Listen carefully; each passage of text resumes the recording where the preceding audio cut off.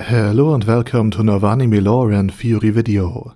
I'm Shergok, your host, and today we are going to take a closer look at how world items change the new world of Overlord. But before we're going to take a closer look at any of this, let me quickly thank my Patreons for supporting this channel, as well as a thanks to all users of the YouTube thanks function for making one-time donations. And with that said, let's get to the topic at hand. And first, let's briefly discuss what world items actually are. In Yggdrasil Online, the computer game from which Einzulgon originates and from which he was transported into the new world, there were actually 200 unique and extremely rare items, the most powerful items in the game, the world items.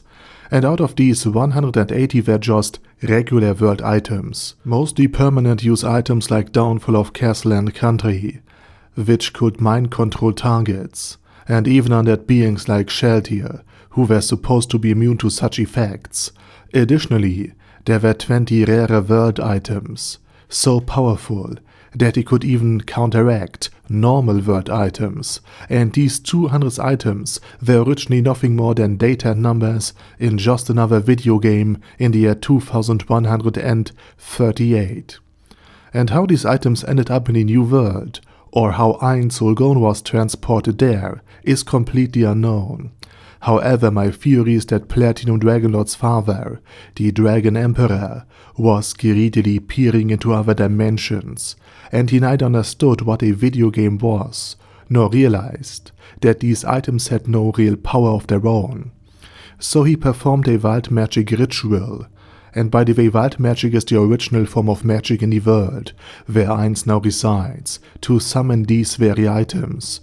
But since world items lack their own inherent magic, something went very wrong. A portion of the new world's magic was bound to them, materialized the world items along with everything and everyone surrounding them, and this includes other players, NPCs, and in Einzulgon's case, the entire guild base. And this would explain why the dragons consider world items to be wild magic, even though such magic did not exist in Yggdrasil Online, not even as a magical in-game mechanic.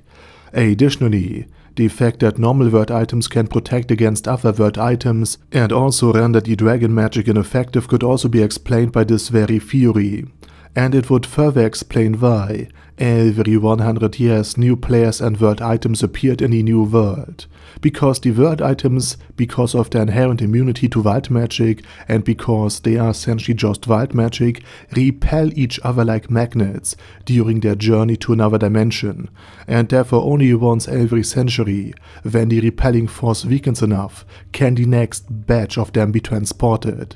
And since a portion of the very own essence, the very own magic, the original magic of the world is bound and has been crystallized into these very world items to make them real and exist, the magic of the dragons had extremely diminished. And this could also explain why even dragons born 600 years ago now struggle more to use their own magic. So the first major effects of the world items include the appearance of players, the weakening of dragon magic, and immunity to the remaining dragon magic if you have such a world item, alongside with the invasion of players and basically everything that came from them.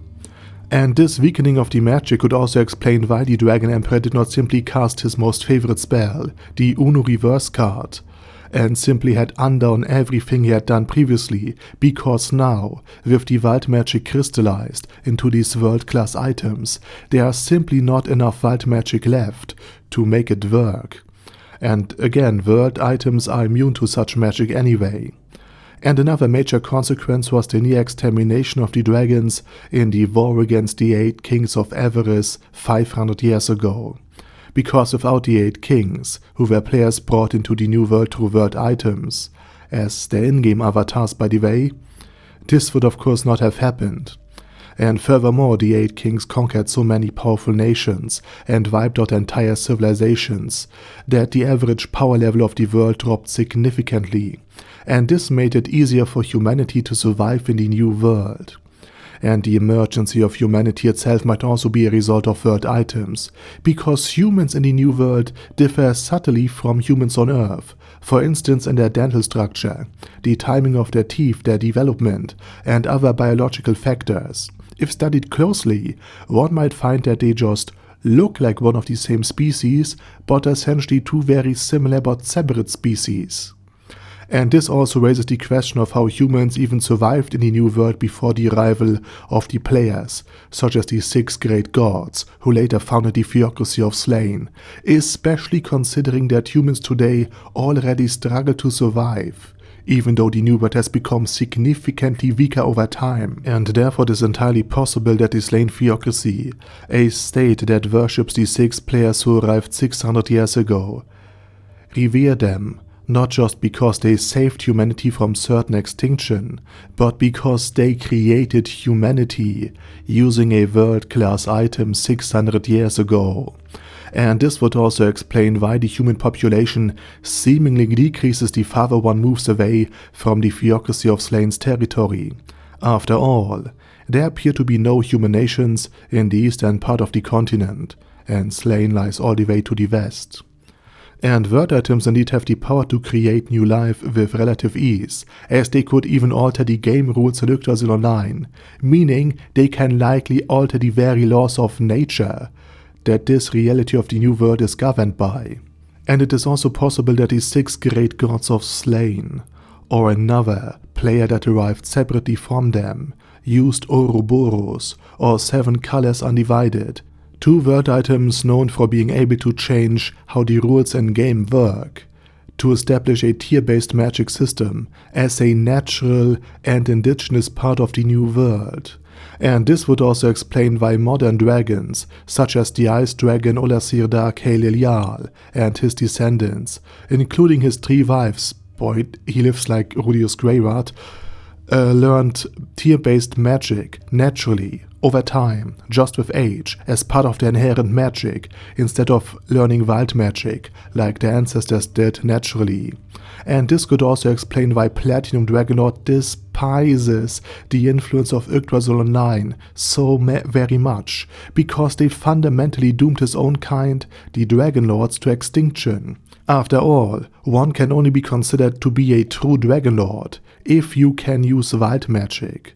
And this means that even though Olasir Dark Helilial technically belongs to the same class, and indeed has the class of Dragonlord, the ancient dragons wouldn't recognize him as one of their very own.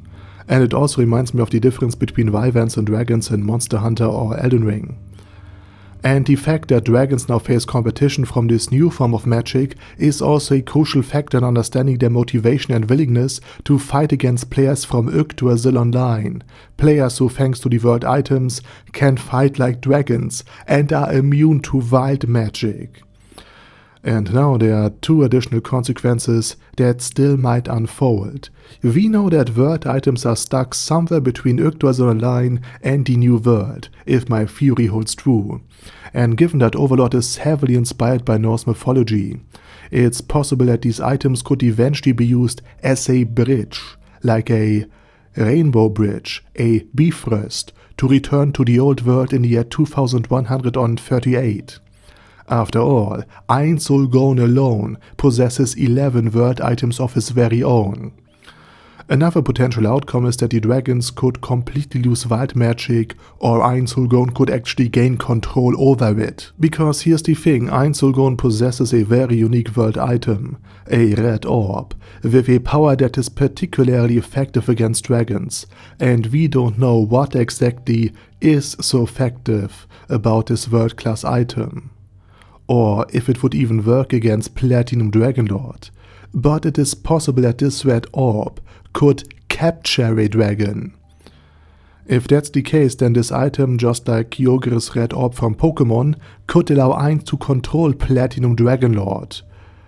And although Ainz himself doesn't possess any wild magic, this could grant him access to an entirely new form of magic via controlling the Platinum Dragon, and make him even more powerful.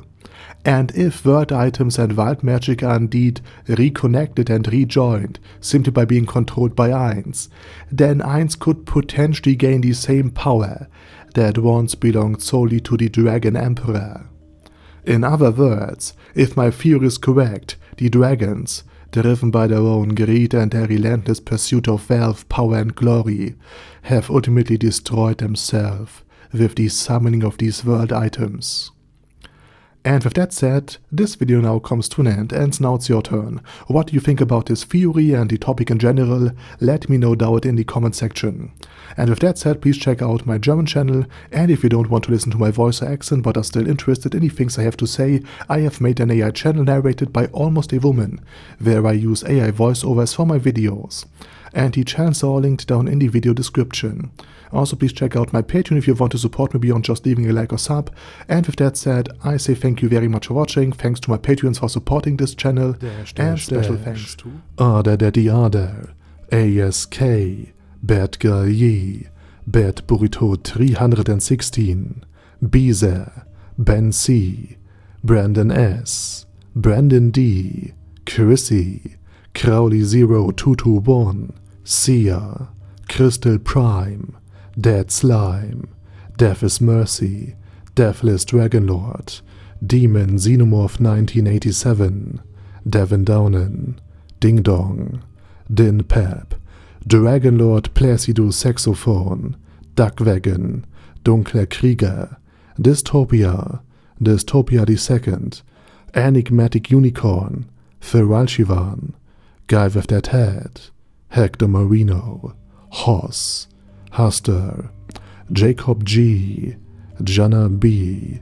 Jason, J. Morris, Chromius, Kyle R, Lee K. Long, Legendarius, Lelouch Britannia with a Mustache, Lexus Fox, Lord Nishikian Rai, Lord Touch Me, Loverazor, Merowek, Mr. Shoes, Mr. Tweaker, Michael R, Michael Y, Nope, Oh Hell No, Normal Toad, O'Kill, Overlord General Gasper, Paddy Pentum, Personage, Ruru, Primus 11, Rhinomere, Q&A Caracos P, Shergox's Daddy, Shadow Lightning Wolf, Shrine Keeper, Sir Axolotl, Super Tier Magic Batista Bomb, Supreme Cheese, Staris, Ted, Texas Deer, The Orc Warboss, Rocket Smasher,